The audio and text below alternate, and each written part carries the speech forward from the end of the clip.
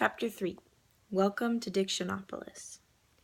"You must excuse my gruff conduct," the watchdog said after they'd been driving for some time, "but you see, it's traditional for watchdogs to be ferocious."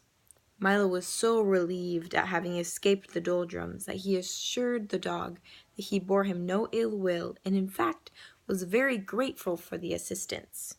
"Splendid!" shouted the watchdog. "I'm very pleased. I'm sure we'll be great friends for the rest of the trip.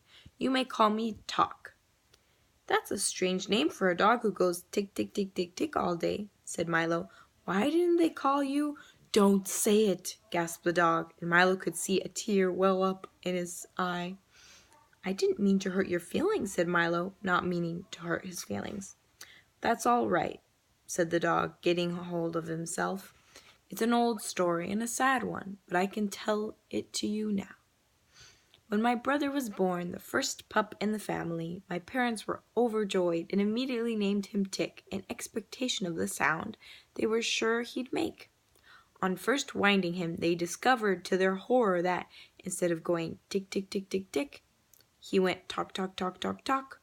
They rushed to the Hall of Records to change the name, but too late. It had already been officially inscribed, and nothing could be done. When I arrived, they were determined not to make the same mistake twice, and, since it seemed logical that all their children would make the same sound, they named me Talk. Of course, you know the rest. My brother is called Tick because he goes talk, talk, talk, talk, talk, and I am called Talk because I go tick, tick, tick, tick, tick, and both of us are forever burdened with the wrong names. My parents were so overwrought that they gave up having any more children and devoted their lives to doing good work among the poor and hungry." "But how did you become a watchdog?" interjected Milo, hoping to change the subject as Talk was sobbing quite loudly now. "That," he said, rubbing a paw in his eye, "is also traditional. My family have always been watchdogs, from father to son, almost since time began. You see," he continued, beginning to feel better, "once there was no time at all, and people found it very inconvenient.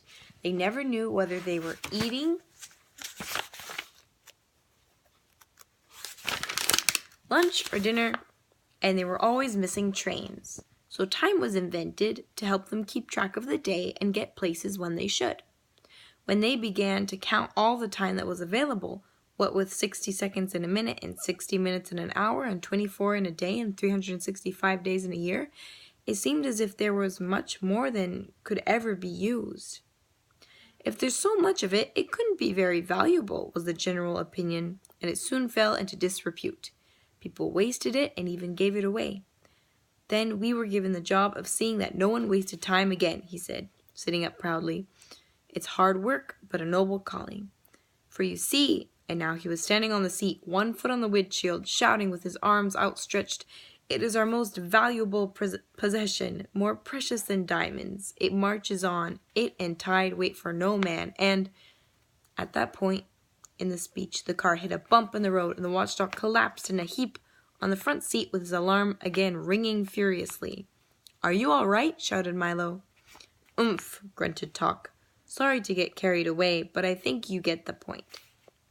As they drove along, Talk continued to explain the importance of time, quoting the old philosophers and poets and illustrating each point with gestures that brought him perilously close to tumbling headlong from the speeding automobile. Before long, they saw in the distance the towers and flags of Dictionopolis sparkling in the sunshine, and in a few moments they reached the Great Wall and stood at the gateway to the city. "Ah-hem!" roared the gateman, clearing his throat and snapping smartly to attention. "This is Dictionopolis, a happy kingdom, advantageously located in the foothills of confusion and caressed by gentle breezes from the sea of knowledge. Today, by royal proclamation, is market day. Have you come to buy or sell?" "I beg your pardon," said Milo. Buy or sell," repeated the gateman impatiently.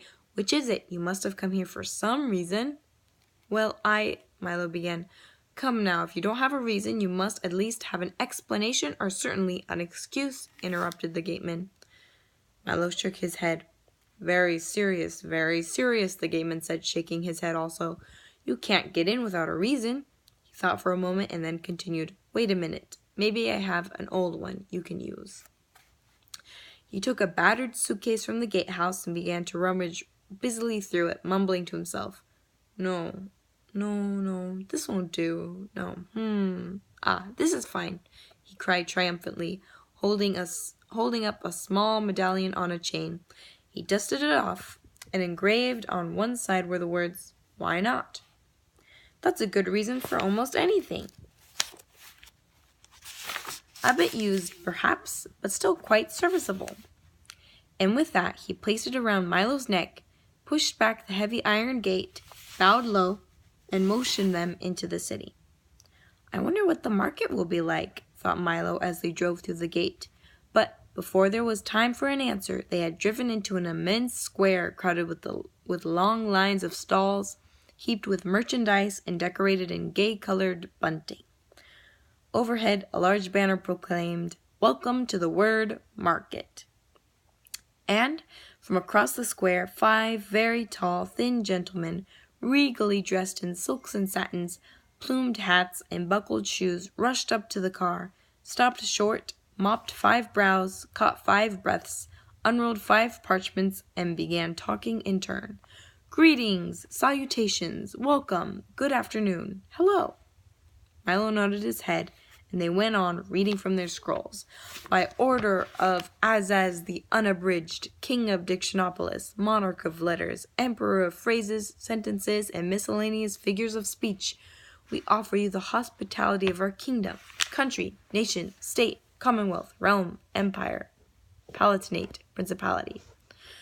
"Do all those words mean the same thing?" gasped Milo. "Of course, certainly, precisely, exactly, yes," they replied in order.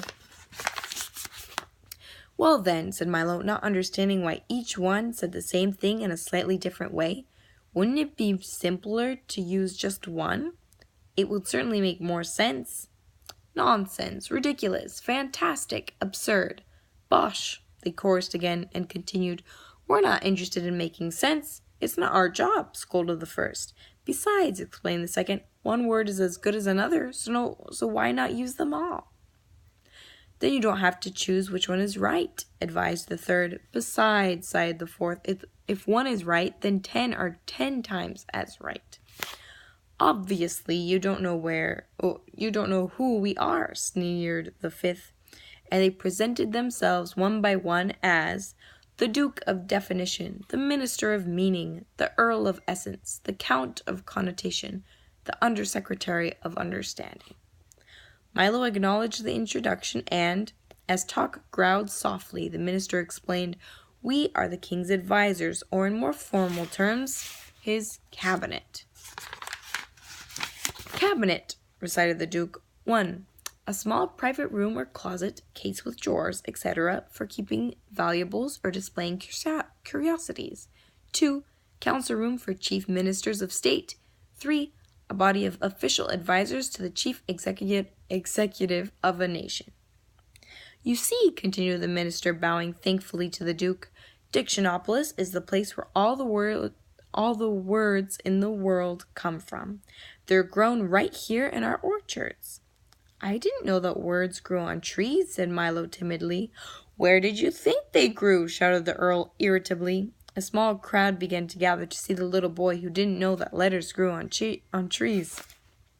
"I didn't know they grew at all," admitted Milo even more timidly. Several people shook their heads sadly. "Well, money doesn't grow on trees, does it?" demanded the Count. "I've heard not," said Milo.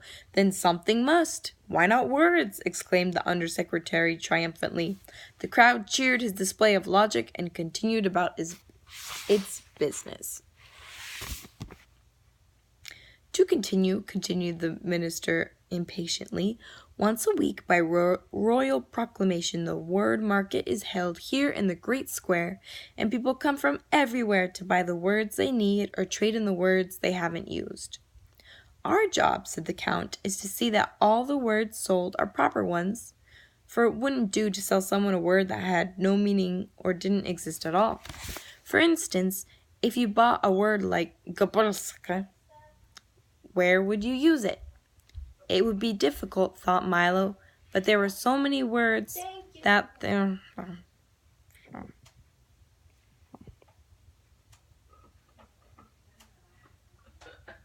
What's up?